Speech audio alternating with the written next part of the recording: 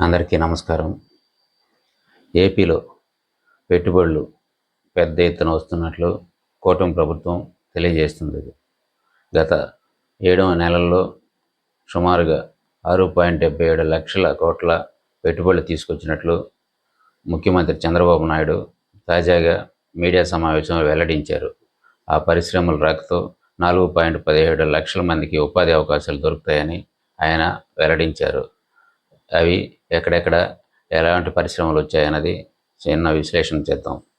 NTPC green energy limited ఆధ్వర్యంలో సుమారుగా 1.85 లక్షల కోట్ల పెట్టుబడులు విశాఖపట్నం దగ్గర రానున్నాయి. ఆ పరిశ్రమ రాకతో 57,000 మందికి ఉపాధి అవకాశాలు వస్తాయి. అదేవిధంగా ఆర్సిలర్ మెటల్ స్టీల్ కంపెనీ 1.37 లక్షల కోట్లు పెట్టుబడులు పెట్టనున్నాయి. తద్వారా 55,000 మందికి ఉపాధి అవకాశాలు రానున్నాయి. ఇది వచ్చి అనకాపల్లి ప్రాంతంలో ఏర్పాటు కానుంది. అదేవిధంగా ఎన్హెచ్పిసి అండ్ ఏపీ జెన్కో కలిసి 1,00,000 కోట్ల మేర పెట్టుబడులు పెట్టనున్నట్లు తెలియజేశారు. ఇవి కర్నూలు జిల్లాలో ఏర్పాటు కానున్నాయి. సుమారుగా 7,000 మందికి ఉపాధి అవకాశాలు రానున్నట్లు ప్రభుత్వం తెలియజేస్తుంది.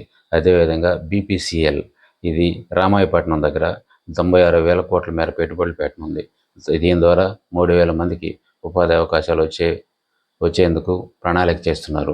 ఇలా భారీ పరిశ్రమలు తీసుకురావడానికి కూటమి ప్రభుత్వం, ముఖ్యంగా చంద్రబాబు నాయుడు, లోకేష్, పవన్ కళ్యాణ్లు చొరవ తీసుకుంటున్నారు.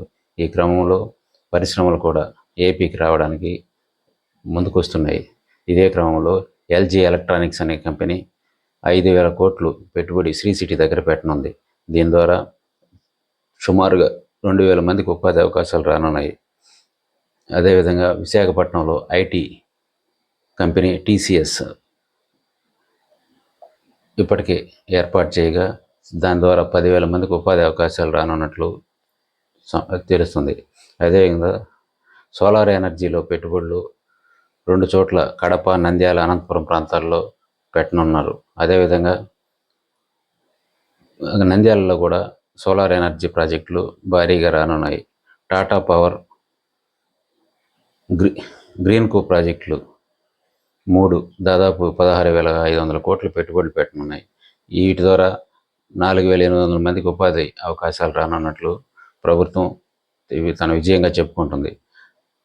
అస్తా గ్రీన్ ఎనర్జీ వెంచర్స్ అనే కంపెనీ కూడా ఉమ్మడి కడప జిల్లాలో గ్రీన్కో ప్రాజెక్టులు పెట్టనుంది.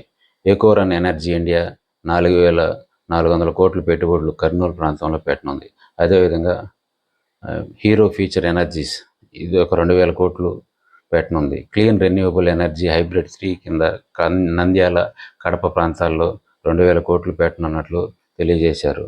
అదేవిధంగా Tata power, renewable energy, action Tesla, ఎకోరెన్ energy India లాంటి కంపెనీలు అనంతపురం, కడపలో పెట్టుబడులు పెట్టనున్నాయి. ఇలా మొత్తంగా 6.33 లక్షల కోట్లు ఈ పరిశ్రమల ద్వారా, సుమారు 20 పరిశ్రమల ద్వారా పెట్టుబడులు రాష్ట్రానికి రానున్నాయి. ఇవి అగ్రిమెంట్ కూడా అయ్యాయి. వీటికి అవసరమైన భూములు ప్రభుత్వం అందజేసింది. ఇంకా అనుమతులు రాగానే ఆ పరిశ్రమలన్నీ వరుస కట్టే అవకాశం ఉంది. వీటి ద్వారా వచ్చే 2-3 ఏళ్లలో 4.10 లక్షల మందికి ఉపాధి అవకాశాలు, ఉద్యోగ అవకాశాలు రానున్నట్లు కూటమి ప్రభుత్వం స్పష్టం చేసింది. ఈ విషయాన్ని ముఖ్యమంత్రి చంద్రబాబు నాయుడు గారు నిన్న వెల్లడించారు. ఈ వరుస క్రమంలోనే కూటమి ప్రభుత్వం కాలంలో మంచి విజయాలు సాధించిందని చెప్పాలి. అటు సంక్షేమం కాస్త వెనకబడ్డ, అభివృద్ధి కార్యక్రమాలు పట్టాలెక్కించే ప్రయత్నం చేస్తుంది. ఇలా జిఎస్డిపిని డబుల్ చేయడానికి ముందుకెళ్తుంది. ప్రస్తుతం రాష్ట్ర జిఎస్డిపి 7.5% ఉండగా వచ్చే 2047 విజన్ 2047కి 15% తీసుకురావడానికి కృషి చేస్తుంది. ఇలా 4 దశలుగా దీన్ని గ్రోత్ రేట్ను పెంచడానికి తన వంతు ప్రయత్నం చేస్తున్నారు.